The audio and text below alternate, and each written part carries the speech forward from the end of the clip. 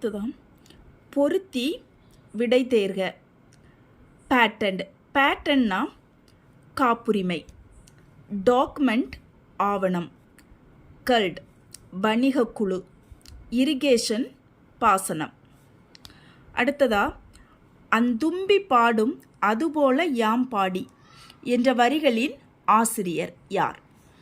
அந்தும்பி பாடும் அதுபோல யாம் பாடி இந்த வரிகளானது அன்னை மொழியே அழகார்ந்த செந்தமிழே என துவங்கக்கூடிய பாவலரேறு பெருஞ்சித்திரனாரின் கனிச்சாறு தொகுப்பில் இடையில் வரக்கூடிய வரிகள்.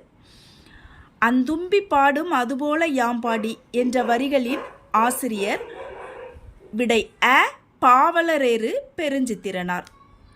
அடுத்ததாக சூழ்வார் கண்ணாக ஒழுகலான் மன்னவன் சூழ்வாரை சூழ்ந்து கொளல்.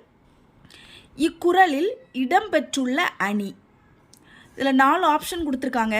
இதில் சரியான விடை ஆ சொல் பின்வரு நிலையணி. அதாவது ஒரு செய்யுளில் முன்னர் வந்த சொல்லோ பொருளோ மீண்டும் பல இடங்களில் வருவது பின்வரு நிலையணி. இதில் முன்வந்த சொல்லே மீண்டும் வந்து வேறு பொருள் உணர்த்துவதால் இது சொல் பின்வரு நிலையணி. இதில் பார்த்தீங்கன்னா தரும் சூழ்வார் அப்படிங்கிற இதே வார்த்தை வேறு பொருளில் வர்றதை நம்ம பார்க்கலாம். சூழ்வாரை அப்படின்னு வேறு பொருளில் வர பார்க்கலாம். அதனால் இது வந்து சொல் பின்வரு நிலையணி. அடுத்ததாக பொருந்தா இணைகளை தேர்க. தட்டு. தட்டுனா கம்பு. விடை சரிதான். அடுத்ததா களி.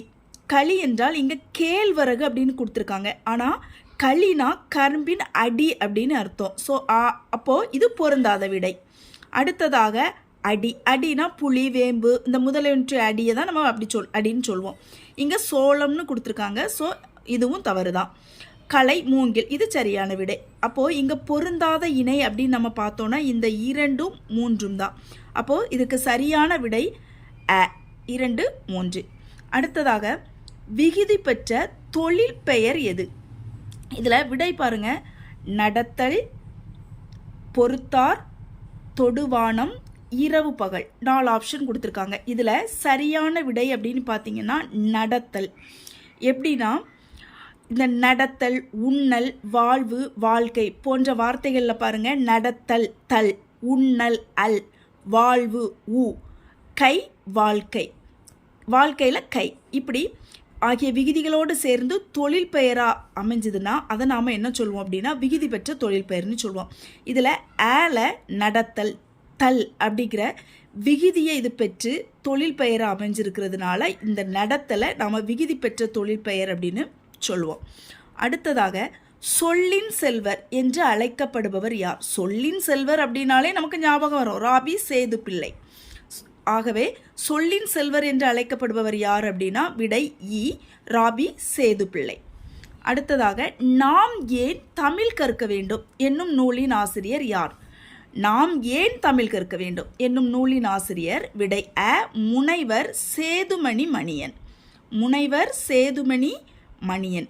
அடுத்ததாக ஆழிக்கு இணையாய் போற்றப்படும் மொழி நம்ம தமிழ் மொழி தான். ஆழி என்றால் கடல். கடலுக்கு இணையாக போற்றப்படும் மொழி தமிழ் மொழி. ஆக விடை அ தமிழ். 4 ஆப்ஷன் கொடுத்துருக்காங்க. சரியான விடை தமிழ்.